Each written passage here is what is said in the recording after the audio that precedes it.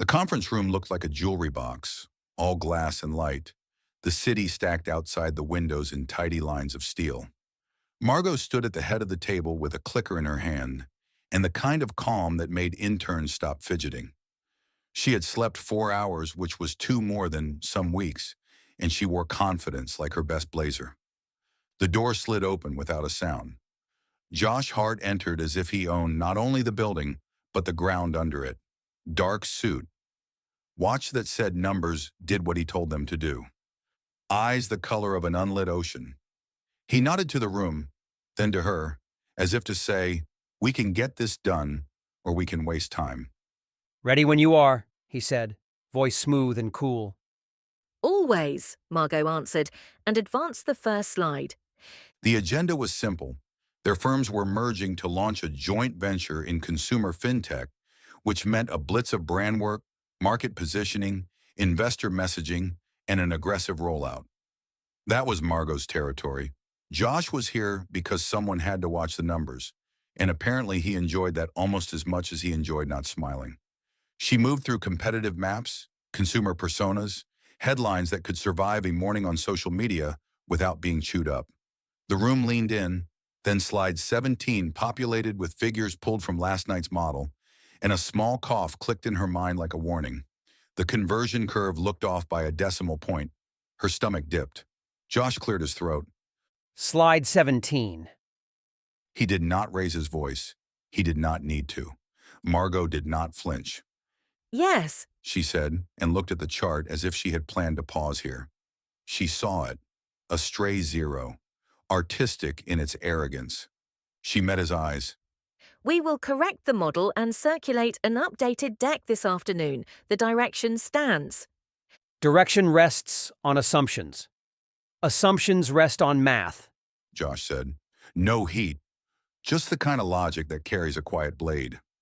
She felt 5 pairs of junior eyes swing like weather vanes. She gave the room a calm smile, the kind that had saved campaigns and interns and once an entire quarter. "Thank you, Josh.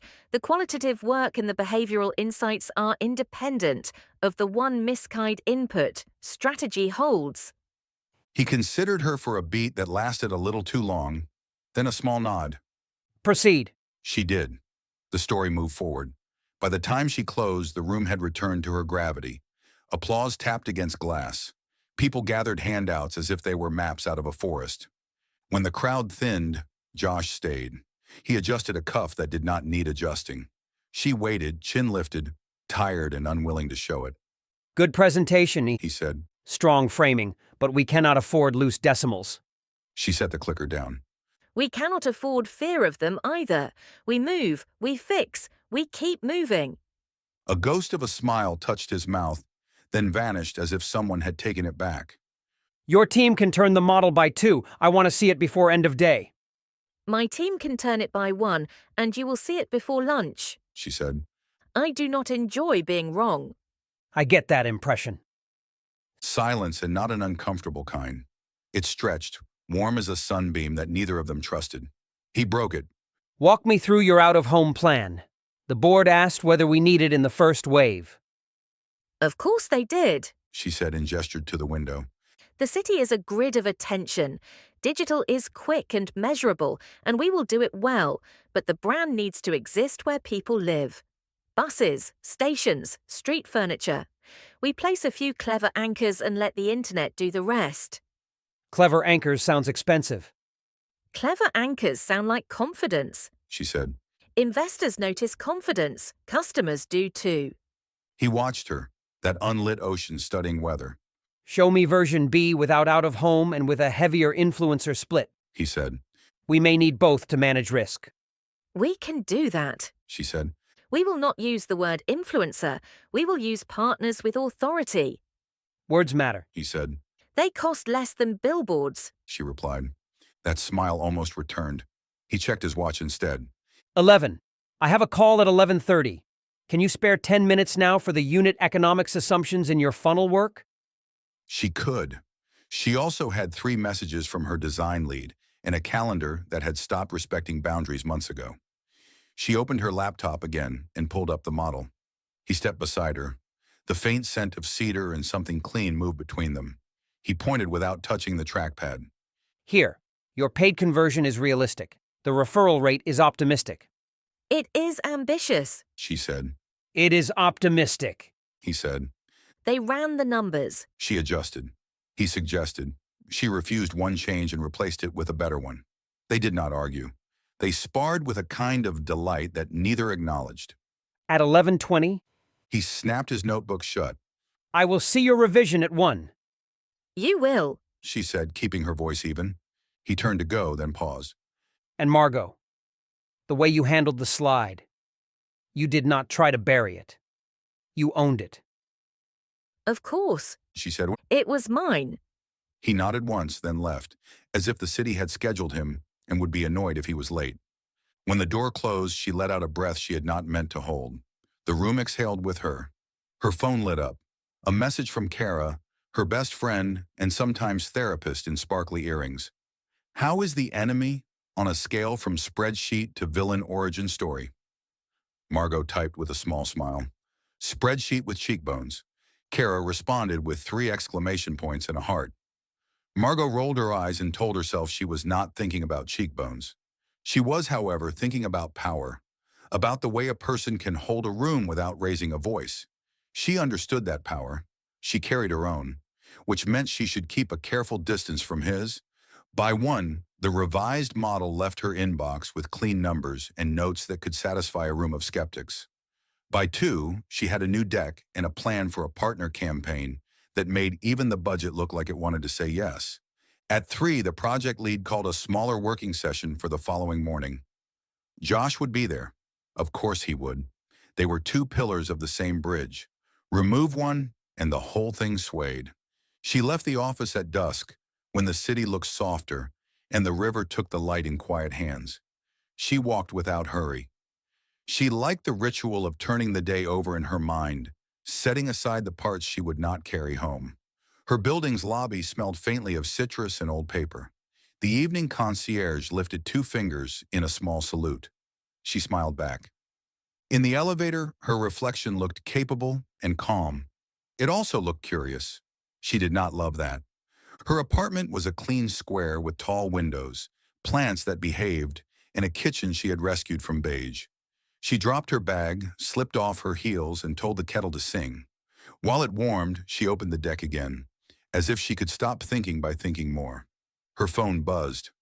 Unknown number. She considered ignoring it, then answered with a careful Hello. Evening. Josh said. I hope I'm not interrupting, Only a kettle. she said. A dangerous rival. A pause. I owe you an apology. She blinked. For what? Slide 17. He said. I could have raised it less publicly. I realized that after. She leaned against the counter, surprised by the softness that moved through her. Thank you. She said. I prefer direct to performative. I suspected that. He said. Still, I will do better. She let the silence sit for a heartbeat. I will take better too. A quiet breath on his end. Your revision was excellent. He said. You did it quickly. I promised by 1. You did. The kettle clicked off. Steam rose. Her apartment felt smaller with his voice in it. We will need a unified briefing for the board. She said, stepping toward safe ground. Numbers and narrative. 1 voice. Agreed. He said. Can you meet at 7:30 tomorrow before the wider session? My floor has a smaller room with a view. It makes arguments feel less sharp. 7:30. She said. I will bring coffee. You can bring the referral assumptions you like so much. A sound that might have been a laugh, low and short. I do not like them. I trust them. We will see if I can persuade you to trust something more ambitious. I suspect you can persuade many things. He said, then stopped as if someone in the room had lifted a hand. Heat touched the base of her throat. She swallowed it down with a smile he could not see. Good night, Josh. Good night, Margot. She ended the call and stood very still. The city hummed. The kettle waited. She poured water over tea leaves and told her heart to behave. On the other side of the river, Josh set his phone on his desk and stared at the skyline. He did not apologize often. He did not admire easily. He was careful with both. He had noticed the way Margot took responsibility without drama, the way she did not scramble to impress him, the way her mind cut cleanly through fog. He told himself this was professional respect. He did not mention the way his attention had drifted to the curve of her mouth when she smiled for real, not for a room. He did not mention the pulse of awareness that had stirred when they stood close over the laptop, two bright minds working like matched gears. He turned off his office light and let the city take him back into its wide hands. Margot carried her tea to the window and watched a plane move like a small star. She thought about tomorrow. She thought about confidence and risk and the line between chemistry and trouble. She reminded herself that she kept her lines tidy. Far below, a bus slid past with an advertisement that made her smile. Clever anchors. She could almost hear him say it in that dry tone of his, as if clever were a price tag. She lifted her cup in a quiet toast to the night, to numbers and words, to enemies who did not stay enemies, to the spark that made tired days feel bright. Tomorrow at 7:30 there would be coffee. There would be a view. There would be a line she would draw in clear ink. For now there was quiet. There was the knowledge that something had begun. Not a story she could name yet.